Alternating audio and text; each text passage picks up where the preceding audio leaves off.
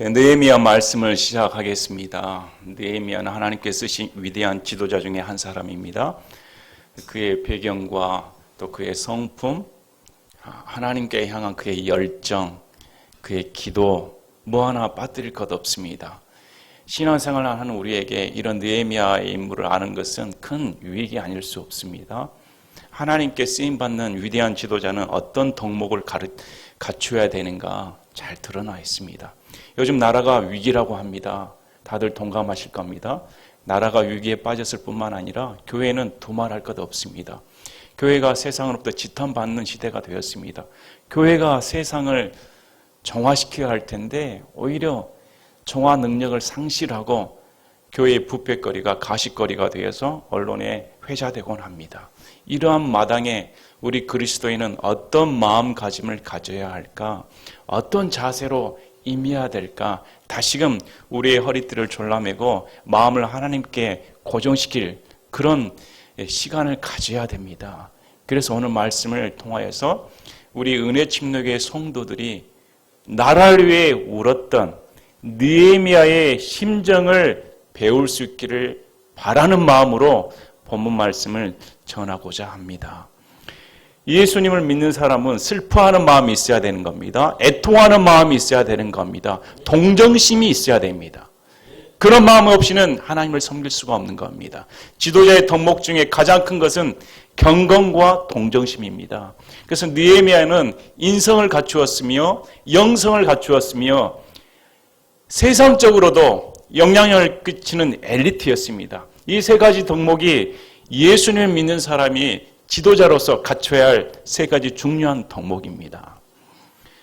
느헤미야는 이 모든 것에 합당한 자로서 그의 배경과 그의 역사적인 시대적인 소명을 가질 때까지 어떻게 하나님의 사역을 감당하는가 함께 배우는 귀하고 복된 시간이 되기를 원합니다.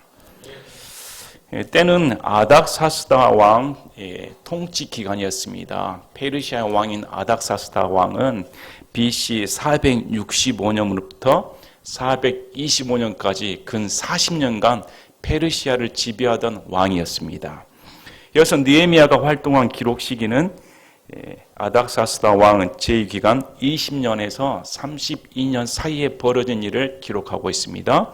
연대는 BC 444년 또는 445년으로 추정을 합니다. BC 444년에서 431년까지 대략 13년간의 기간에 대해 느헤미야가 기록하고 있습니다. 느헤미야 5장 14절에는 이렇게 기록되어 있습니다. 또한 유다 땅에서 내가 그들의 총독으로 임명을 받은 때 곧 아닥사스다 왕의 제20년부터 제32년까지 즉 12년 동안은 나와 내 형제들이 총독의 빵을 먹지 아니하였느니라. 그래서 본문에서 느헤미야가 약 12년 동안 유대 총독으로 부임을 받았다. 이렇게 기록하고 있습니다. 바벨론 포로 생활 이후에 하나님께서는 에레미야 대언자 말씀을 통해서 70년 포로 생활이 차면 유대로 귀환시킬 것이다. 약속의 말씀을 주셨습니다. 그 언약의 말씀대로 BC 536년경에 1차 포로 귀환이 이루어집니다. 스룹바벨과 5만여 명의 유대인들이 1차 귀환을 합니다. 그리고 그들이 예루살렘 성전 건축을 하는데 그때가 BC 515년경입니다. 1차 포로 귀환한 후 약 20년 만에 성전을 재건을 합니다. 그 후에 2차 포로 귀환이 있는데 그때가 BC 458년경 에스라와 1800여 명의 유대인이 귀환을 합니다. 이때가 에스라 7장 7절에 기록되어 있습니다. 때가 아닥사스다 왕 7년 때였다. 이렇게 기록되어 있습니다. 이때가 언제였냐면 느헤미야가 본문을 기록하기 전인 느헤미야가 활동하기 전인 약 14년 전입니다. 그래서 느헤미야가 소명을 인식할 때까지 그 전에 14년 전에 에스라가 2차 포로 생활을 하고 포로 귀환 생활을 하고 귀환하여 예루살렘에 있는 백성들의 신앙 개혁을 단행을 합니다. 에스라는 신앙 개혁을 단행을 하고 이 느헤미야는 성벽 재건을 단행을 합니다. 에스라 4장 말씀을 보면 에스라도 성벽을 재건하려고 했습니다. 그러나 유대를 반대하는 세력이 아닥사스다 왕에게 상소문을 올립니다. 모함을 합니다. 이들이 성벽을 재건을 하면 반역을 일으킬 겁니다. 이들은 원래 반역을 잘하는 민족입니다. 이들이 황폐하게 된 이유는 반역을 잘해서 지금 저 지경이 된 겁니다. 왕이 만약 이를 묵고하시면 그들로부터 세금을 받을 수가 없습니다. 왕은 손해를 보는 겁니다. 충신은 우리는 왕이 이런 손해를 받는 것을 볼 수가 없습니다. 저들의 악한 행동, 성벽 재건을 하는 것을 멈추어 주십시오 하고 거짓 고소를 합니다. 그래서 에스라 4장 23절 24절에 이제 아닥사스다 왕의 편지 사본을 룸과 서기관 심세와 그들의 동료들 앞에서 낭독하며 그들이 예루살렘으로 급히 가서 유대인들에게 이르러 힘과 권세를 이용하여 그들로 하여금 공사를 중단하게 하니 그때 예루살렘에 있는 하나님의 집에 관한 공사가 중단되고 이처럼 그 일이 페르시아 왕 다리오의 통치체 2년까지 중단되니라. 중단돼 버렸습니다.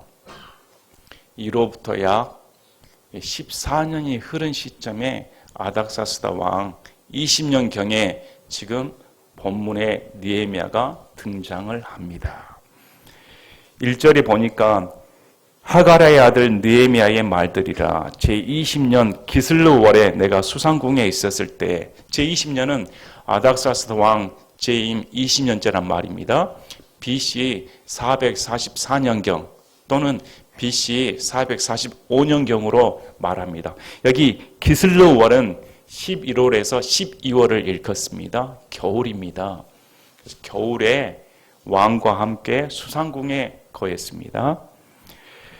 내 형제들 중에 하나인 하나니가 유다에서 온 몇 사람과 함께 왔기에 내가 도피한 유대인들 곧 포로로 사로잡힘을 면하고 남아있는 자들과 예루살렘에 관하여 그들에게 물은즉, 여기서 보면 느헤미야의 품성에 대해서 언급되어 있습니다.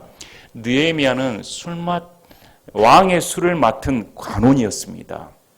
왕의 술을 맡은 관원은 왕의 최측근입니다. 그래서 어떤 사람은 느헤미야의 지위가 국무총리급이다 이렇게 말을 합니다. 여러분, 국무총리급이면 대통령부터 2인자입니다. 거의 2인자나 다름없습니다. 우리가 생각하기에 술 맡은 자니까 술잔 따라주는 그 정도 수준이 아닙니다.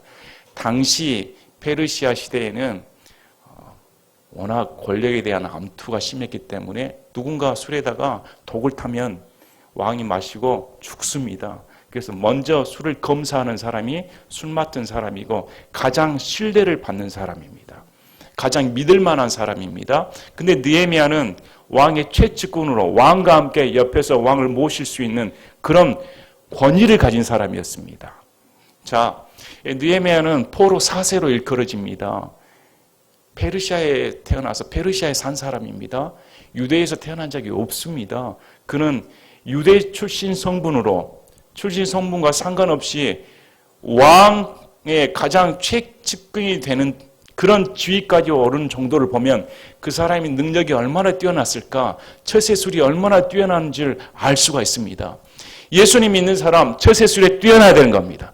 그래서 성경에서는 너희가 비둘기처럼 순결하고 뱀처럼 지혜로워야 된다. 두 가지를 가져야 되는 겁니다. 지도자의 덕목은 경건과 지혜입니다. 그런데 이 술 맡은 사람은 어떤 환경에 있을까요? 이 궁전입니다. 왕이 술을 마실 때 얼마나 많은 대신 강요들이 모여서 호화한 잔치를 벌였겠습니까? 페르시아 왕하면 대제국입니다. 그 분위기 속에 경건함을 갖추고 있다. 유대인에 향한 마음을 잃지 않고 있다. 쉽지가 않습니다. 이민 1세만 돼도 금방 동화돼 버립니다. 그 태어난 자녀들은 이 사람이 독일에서 태어났으면 독일 사람입니다. 미국에서 태어나면 미국 사람입니다. 생김새는 한국 사람인데 영락없는 모든 사상 체계는 다 그 나라 사람입니다. 그런데 느헤미야는 그런 사람이 아니었다는 겁니다. 그 정도의 위치에 서 있는데 어떻게 온 생각이 유대인을 향한 마음에 있었을까? 그래서 이 사람은 평소에 고국 땅 먼 멀리 수천 마일이 떨어져 있던 유대인을 향한 마음이 들끓던 사람이었습니다. 그래서 자기 형제인, 친형제인 하나니가 왔을 때 즉각 물어보는 겁니다. 궁금했으니까. 평소에 관심을 가지고 있었다는 겁니다. 유다에서 온 몇 사람과 함께 할게 내가 도피한 유대인들 곧 포로로 사로잡힐 면하고 남아있는 자들과 예루살렘에 관하여 그들에게 물었습니다. 에스라가 2차 포로 귀환하여 백성들의 신앙 회복을 했는데 그것이 성벽을 갖추지 못했기 때문에 이 사실을 들어보면 여의치 않은 사실을 알 수가 있습니다. 그래서 느헤미야는 14년 동안 무슨 일이 있었을까? 발전이 있었을까? 고국에 대한 궁금증이 있었습니다. 그런데 그 소식이 좋은 소식이 아니었습니다. 그들이 내게 이르되 포로로 사로잡힘을 면하고 거기에 남아있는 남은 자들이 그 지방에서 큰 고통과 치욕을 당하며 또한 예루살렘 성벽은 무너지고 성벽의 문들은 불탔나이다 하니라. 두 가지 사실을 고합니다. 남아있는 자들이 큰 고통을 당하고 있다. 에스라 귀환 이후에 부흥이 일어날 줄 알았는데 오히려 뿔뿔이 흩어져 버리고 남아있는 자들이 고통을 당하고 있다고 말을 하는 겁니다.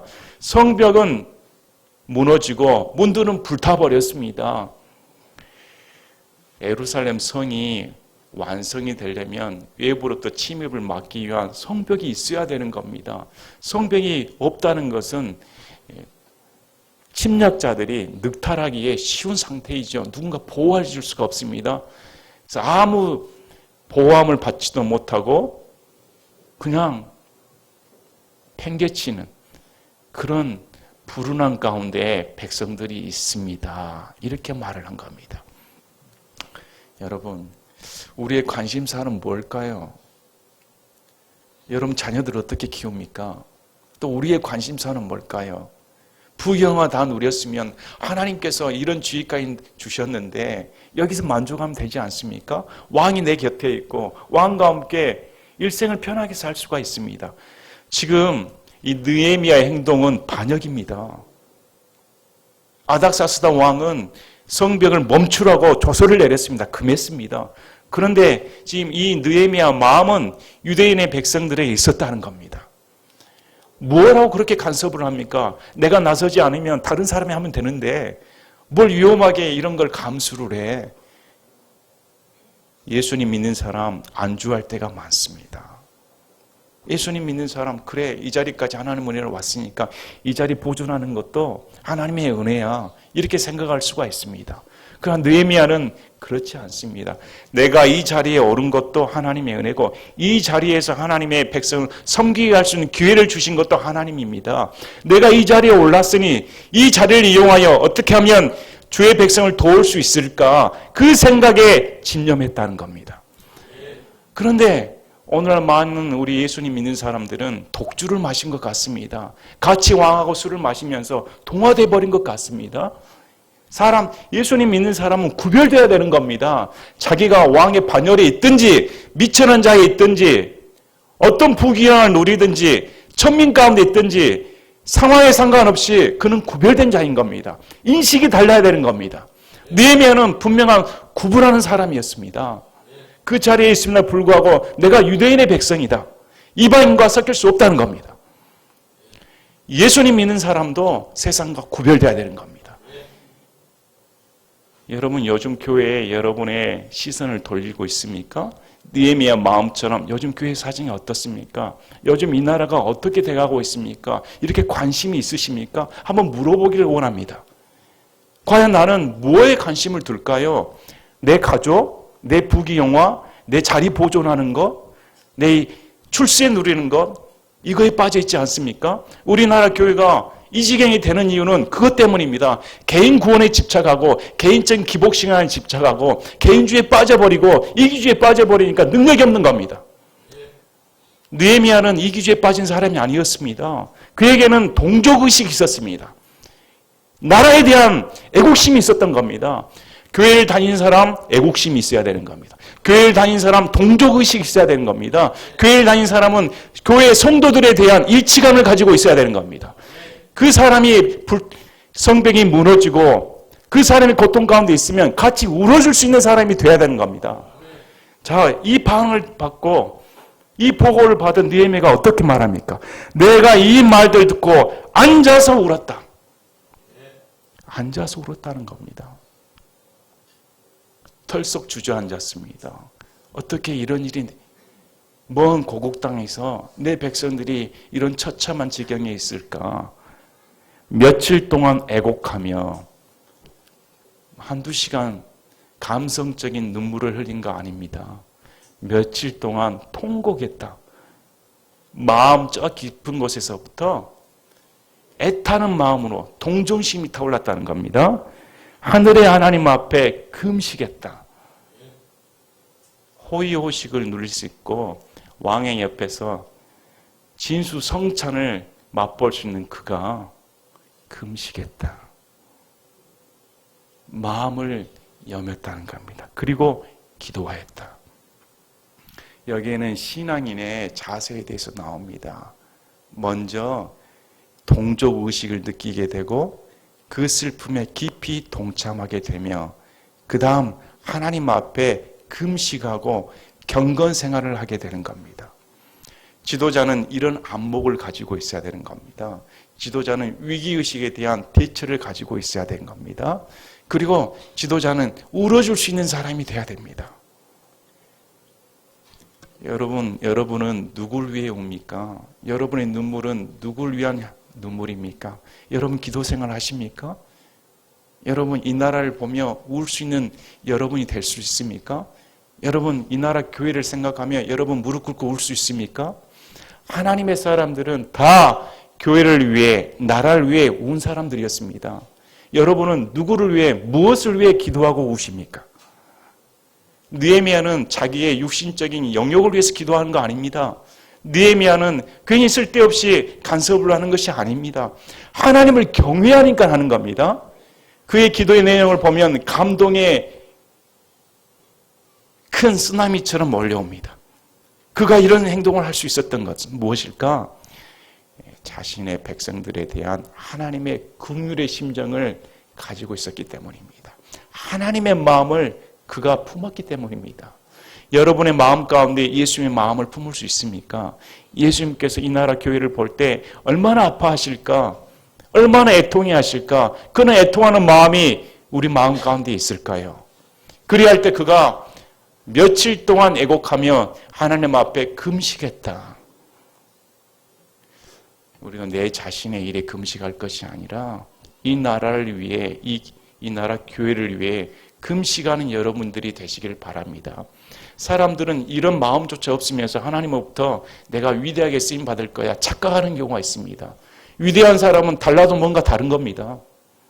느헤미야를 보십시오. 기도 내용 우리가 다릅니다. 얼마나 우리는 초라하게 보입니까? 내 기도 내용을 보면 너무 부끄러워서 내놓지 못하겠습니다.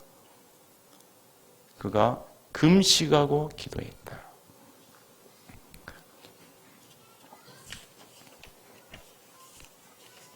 자, 그래서 느헤미야의 주제는 이렇게 표현을 합니다. 두 단어를 표현합니다. 일과 기도이다. 이렇게 말합니다. 한 손에는 성경, 한 손에는 칼 이렇게 비유하기도 합니다.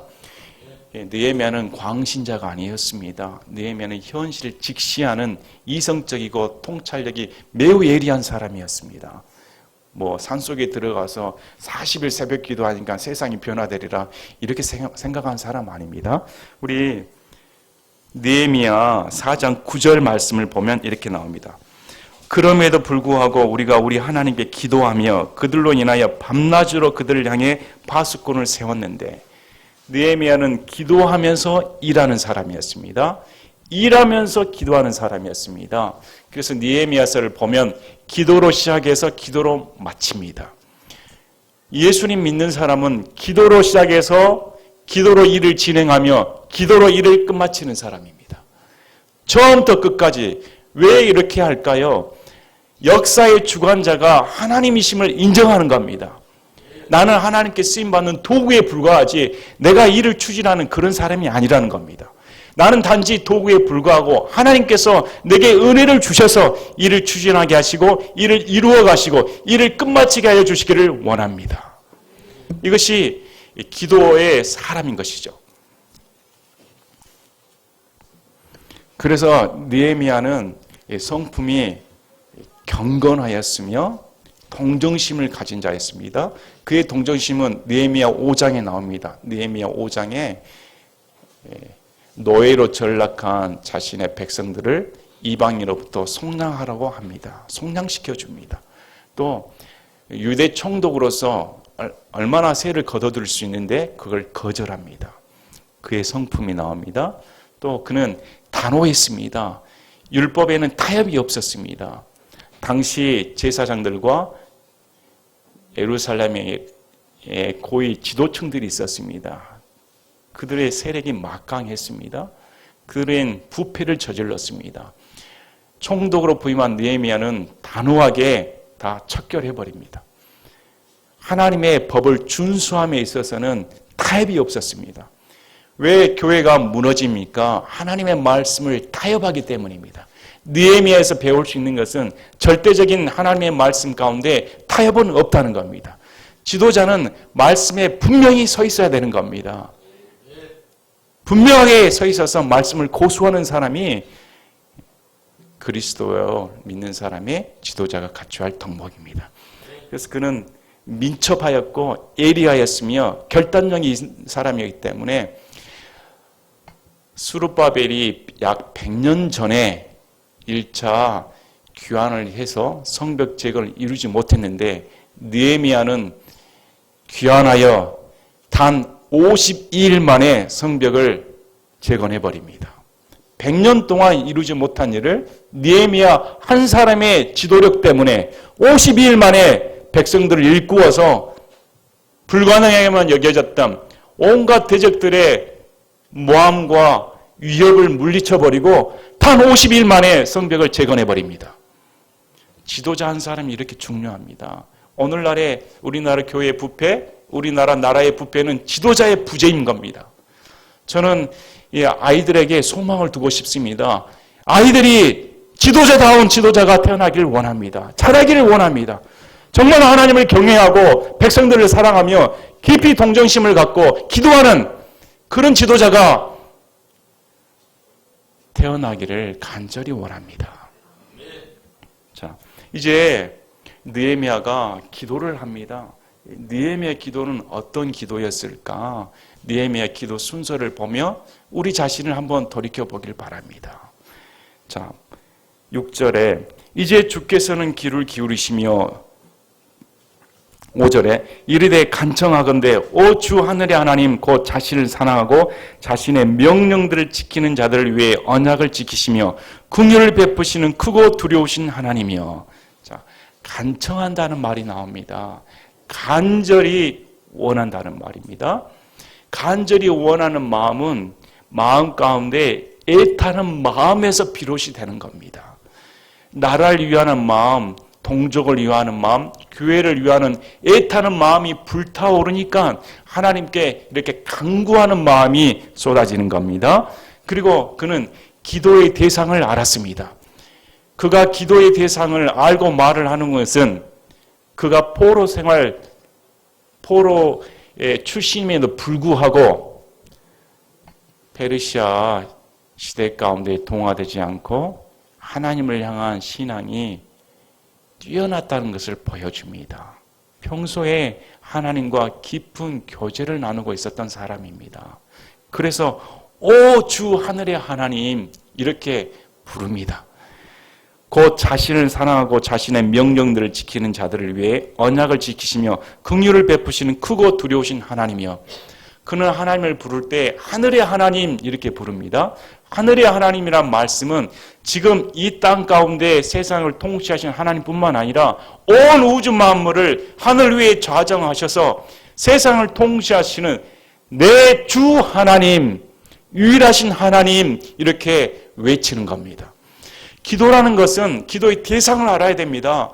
내가 기도하는 대상이 어느 정도의 위대하신 하나님인가? 그분은 하늘의 하나님입니다. 크고 두려우신 하나님입니다.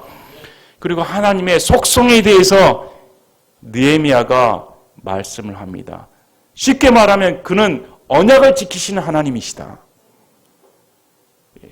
느헤미야가 하늘의 하나님 앞에 기도하는 것은 주님은 명령들을 지키는 자들에게 복을 주시는 분이십니다. 신실하신 하나님의 약속의 말씀을 그대로 이행하시는 분입니다. 이렇게 기도하고 나가는 겁니다. 여러분은 하나님을 어떻게 기도하고 나가십니까? 여러분 하나님께 기도할 때 어떤 내용을 들고 나가십니까? 여러분 하나님 아버지가 어떤 깊은 인격적인 관계를 가지고 계십니까? 그냥 하나님 이거 주세요. 하나님 이거 하세요. 이 정도가 아닙니다. 과연 내가 믿는 하나님은 성경 기록대로 성경의 말씀을 그대로 이행하시는 하나님입니다. 이제 주께서는 귀를 기울이시며 눈을 여시사 주의 종의 기도를 들으시옵소서. 명령들을 지키시는 자에게 응답하신 하나님, 크고 두려운 하나님입니다. 그분은 나에게 크고 두려운 하나님인데 이제 눈을 여시고 귀를 열어주시사 주의 종의 기도를 들으시옵소서. 느헤미야는 자신을 왕의 종으로 말하지는 않습니다. 느헤미야는 지금 주의 종입니다. 이렇게 언급을 하고 있습니다. 이 말씀은 저는 하나님의 종입니다. 하나님께서 분부한 대로 저는 따르는 종의 신분에 불과합니다. 주인 하나님께서 명령을 내려주시면 저는 그대로 행하겠습니다. 종으로 낮아지는 겁니다. 여러분, 예수님이 우리의 주인 맞습니까? 우리는 구원받은 순간 내 주인은 내가 아니고 이제 예수님이 나의 주인인 겁니다. 우리도 기도할 때 주여 주의 종입니다. 명령을 내려주시면 저는 그대로 순종할 뿐입니다. 이렇게 자세를 낮춰야 되는 겁니다. 내가 이제 주의 종 이스라엘 자손을 위하여 주 앞에서 밤낮으로 기도하며 그 기도 내용의 제목이 이스라엘 자손을 위하여 밤낮으로 기도한다. 1시간 기도한 거 아닙니다. 2시간 기도한 거 아닙니다. 이 느헤미야는 얼마만큼 기도했을까요? 왕 앞에 섰을 때가 니산월입니다. 니산월은 4월입니다. 3월 4월입니다. 지금 이 소식을 받고 기도하는 것이 11월에서 12월입니다. 적어도 4개월 연속 기도하고 있었다는 겁니다. 4개월 동안 연속 하나님 앞에 끈질기게 밤낮으로 간구하며 하나님께서 은혜를 베풀어 주시기를 간절히 기도하였습니다. 자, 이스라엘 자손의 죄들을 자백하오니 우리가 주께 그 죄들을 지었나이다. 나와 내 아버지 집이 죄를 지었나이다. 그 다음에 그가 하는 것은 회개입니다. 죄를 자백한 겁니다. 느헤미야가 회개할 필요가 있습니까? 죄를 자백할 필요가 있습니까? 느헤미야가 무슨 큰 잘못을 저질렀습니까? 그런데 느헤미야가 어떻게 말합니까? 이스라엘 자손의 죄들을 자백합니다. 지금 먼 마일 동안 떨어진 그 이스라엘 자손이 하나님께 죄를 범하여 이 지경에 빠졌습니다. 이렇게 고백을 하며 자기를 연대의식을 갖습니다. 연대의식을 가지면서 나와 내 아버지 집이 죄를 지었나이다. 이스라엘 자손이 죄를 지은 것이 내 탓이란 겁니다. 내 잘못이고 내 집안 잘못입니다. 이렇게 기도하는 것이 예수님 믿는 사람입니다. 세상 사람들, 예수님 믿는 사람도 이 나라 정치가들 많이 손가락질합니다. 저도 두말할 필요 없습니다. 많이 비판하고 비판하기 쉽습니다. 누가 비판 못합니까? 하루 내내 비판하라기도 비판하기 잘합니다. 그런데 비판하면 뭐가 남습니까? 그건 저 탓이야. 대통령 탓이야. 위정자 탓이야. 교회 지도자 탓이야. 남의 탓이야. 환경 탓이야. 사람들은 다 탓으로 돌려버립니다. 자기는 잘못 하나도 없다는 겁니다. 세상에 세운 지도자도 그렇습니다. 이 나라가 이 지경에 빠진 것도 자기 탓하고는 상관없다는 겁니다. 그런데 느헤미야는 절대 그렇게 말하지는 않습니다. 이 백성이 도탄에 빠진 것, 하나님으로부터 이렇게 심판받는 것, 내 탓입니다. 내가 잘못했습니다. 내 집안 잘못입니다. 내가 회개해야 됩니다. 이렇게 나오는 겁니다. 여러분 애통하는 마음 갖고 있습니까? 정말로 이 나라를 불쌍히 여기고 이 나라의 잘못이 내 잘못이다 이렇게 여러분 기도하십니까? 아니면 쉽게 정죄하기 바쁩니까? 정죄하다 못해 날마다 입에서 나오는 말이 쓴소리뿐 아닙니까? 과연 느헤미야처럼 마음을 겸비해서 하나님 앞에 애통해하며 울며 저렇게 된 것이 내 탓입니다. 내가 회개합니다. 이렇게 기도하는 사람이 몇이나 있을까요? 이렇게 기도하는 사람이 없으니까 이 나라가 이 꼴입니다. 저는 우리 교회 성도들이 수요일날 나와서 기도하는 거 너무 감사합니다. 수요일날 저녁에 먼 강진에서부터 오십니다. 오셔서 기도하는 내용 제목이 우리나라를 위해서 기도하자는 겁니다. 우리나라를 위해 울 수 있는 성도들이 있어야 되는 겁니다. 한 명이라도 더 늘어야 되는 겁니다. 이 나라의 아픔, 이 나라의 타락, 이 나라의 심판을 위해 가만히 어떻게 있을 수가 있습니까? 곧 있으면 나한테 닥칠 일이 아니고 나뿐만 아니라 우리 자녀들에게 영향력이 끼쳐질 바로 그런 위험한 시기에 나라를 위해 울 수 있는 성도들이 돼서 수요일에 오셔서 기도 모임을 하고 있습니다. 너무 하나님께 감사를 드립니다. 우리 마음이 이런 겸비된 마음을 가져야 되는 겁니다. 자, 우리가 주를 매우 악하게 대하였으며 주께서 주의 종 모세에게 명령하신 명령과 법규와 판단의 법도를 지키지 아니하였습니다. 모세로부터 준 율법을 우린 지키지 않았습니다. 주를 대적했습니다. 악을 행했습니다. 동성연애 합법화하고 여자 목사 성경에서 그렇게 안 된다고 해도 합리화시켜버립니다. 타협을 해버립니다. 교회 내에서 하나님의 말씀 우습게 여겨버립니다. 유아세례 관습 아닌가 해도 좋은 거 아닌가 타협해버립니다. 그래서 저는 근본주의가 좋습니다. 하나님의 말씀을 지키는 데는 절대적인 시대적 타협은 있을 수가 없다. 분명한 말씀의 가치관을 가져야 되고 그분이 크고 두려운 하나님이다. 이런 가치관을 가져야 되는 겁니다. 8절에 간청하건대 전에 주께서 주의 종 모세에게 명령하신 말씀을 기억하시옵소서. 이르시기를 만일 너희가 죄를 지으면 내가 너희를 민족들 가운데로 널리 흩으리라. 그러나 만일 너희가 내게로 돌아와 내 명령들을 지키고 행하면 너희 중에서 하늘 맨 끝 지역에까지 쫓겨난 자들이 있을지라도 내가 거기서부터 그들을 모아 내 이름을 두려고 내가 택한 곳으로 거기로 데려오리라 하셨나이다. 이렇게 신명기 27장에서 30장 말씀을 통해 축복과 저주의 말씀을 통한 모세의 말씀을 기억해달라고 기도를 하는 겁니다. 이를 통해 느헤미야는 성경의 정통한 자였습니다. 이방 땅에 살아있음에도 불구하고 살고 있음에도 불구하고 성경을 가까이 하는 자였습니다. 율법을 가까이 하는 자였습니다. 여러분의 자녀를 말씀으로 키우시길 바랍니다. 여러분의 자녀를 율법서를 읽어주길 바랍니다. 복음서를 읽어주시길 바랍니다. 항상 성경 말씀을 기억하고 주님께 나와 기도할 수 있는 그런 자녀로 키우시기를 바랍니다. 그 10절에 보시길 바랍니다. 이제 이들은 주께서 주의 크신 권능과 강한 손으로 구속하신 주의 종이요 주의 백성입니다. 이 말씀은 신명기 9장에 나온 말씀입니다. 우리 신명기 9장 살펴보겠습니다. 신명기 9장 같이 보시겠습니다.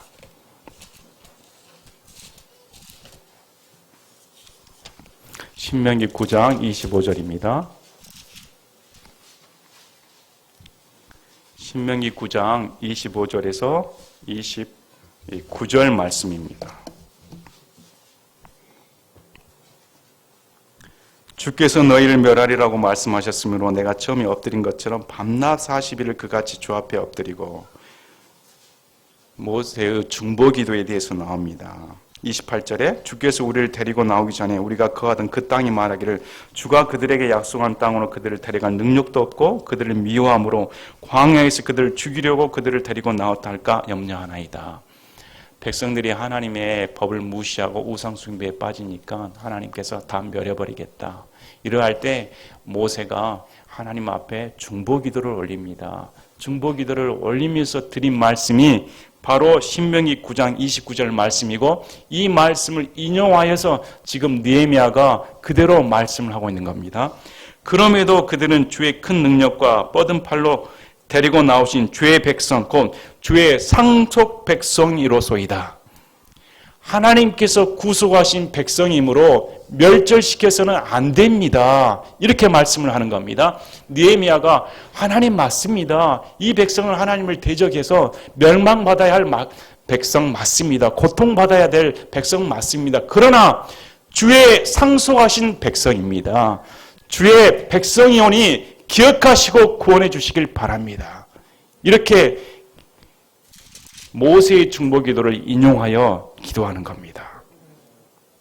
그리고 11절에 오 주여 간청하온데 이제 귀를 기울이사 주의 종의 기도와 주의 이름을 두려워하기 원하는 주의 종들의 기도에 귀를 기울이시고 원하온데 이날 주의 종을 형통하게 하사 이 사람의 눈앞에서 주의 종에게 긍휼을 베푸시옵소서 하였나니 나는 왕의 잔을 드는 자였느니라. 이 말씀은 결국 느헤미야가 기도만 하는 이상주의자가 아니고 기도하며 현실을 냉철하게 판단할 줄 아는 사람이었습니다.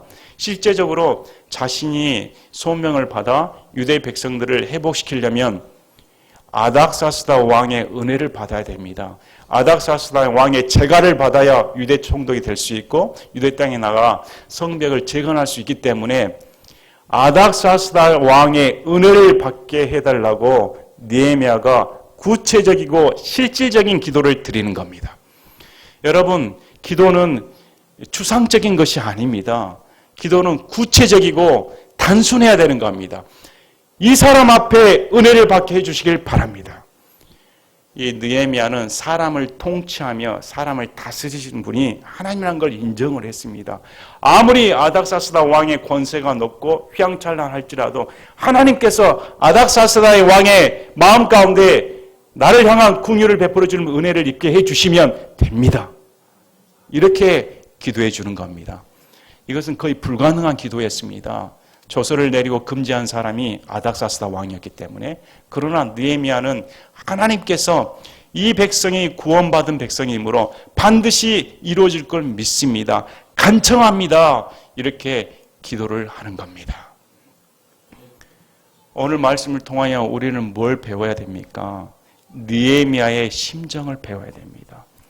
조국을 향해 울 수 있는 마음, 교회를 위해 울 수 있는 마음, 교회의 성벽이 무너져 버렸습니다. 세상 것이 다 들어와서 성도들의 마음을 다 노략질하고 다 빼앗아가 버립니다. 이런 현실을 볼 때 우리는 애타며 울며 주님 앞에 금식해야 됩니다. 기도해야 되는 겁니다. 바르게 인식을 하고 느헤미야처럼 용기 있는 결단력을 가지고 하나님 앞에 기도하고 세상으로부터의 분리를 외쳐야 됩니다. 우리 자녀들 가운데서도 포로 4세임에도 불구하고 이방 땅에서 세상과 동화되지 않고 이렇게 믿음 중심을 지켰던 느헤미야가 하나님의 종으로 쓰임받는 위대한 사람이 되었다면 이 좋은 환경에 하나님의 말씀을 받고 자라는 이 아이들이 자라나서 느헤미야처럼 하나님 앞에 귀하게 쓰임받는 그런 인물들이 되기를 원합니다. 저도 말씀을 준비하면서 내가 과연 목사인가? 나는 뭘 위해 기도하고 있었을까? 너무 부끄러웠습니다. 내 모습이 너무 초라해 보이고 어떻게 내가 과연 목사일까? 어떤 분이 제게 말했습니다. 목사님, 거짓 대언자가 너무 판을 칩니다. 이 나라가 이렇게 악하게 돌아가는데 외치는 목사가 너무 드뭅니다. 도대체 목사들은 왜 입을 다물어 버립니까? 악을 악이라 말을 하고 선을 선이라 말을 해야 되는데 왜 입을 다물어 버리고 교회에서는 바르게 가르치지를 않습니까? 그래서 저는 마음 가운데 적어도 하나님 앞에 거짓 대언자 소리는 안 듣겠다. 공산주의 싫다면 저는 싫다고 말합니다. 사회주의는 성경의 적입니다. 그것은 명백한 진리입니다. 한 사람의 혼이 온 천하보다 귀하다. 온 세상이 한 사람의 혼보다 귀한 것이 아닌 것입니다. 성경적으로 개인의 혼이 온 천하보다 귀한 겁니다. 사회보다 귀한 것이 개인의 혼인 겁니다. 어떻게 교회에서 기독교 사유지를 부르짖고 공산주의를 말을 한다? 제가 목사로 있는 이상 용납할 수 없다. 분명하게 말씀을 드린다. 느헤미야의 마음을 가져야 되는 겁니다. 느헤미야처럼 이 나라가 무너져가는 마음 가운데 애타는 마음을 가지고 있어야 되는 겁니다. 다시금 하나님 앞에 마음 가운데 정말로 하나님 앞에 내 마음이 하나님의 마음과 연락되어 있는가 깊이 생각해 보시는 시간을 가지시길 바랍니다. 제가 기도하고 마치겠습니다.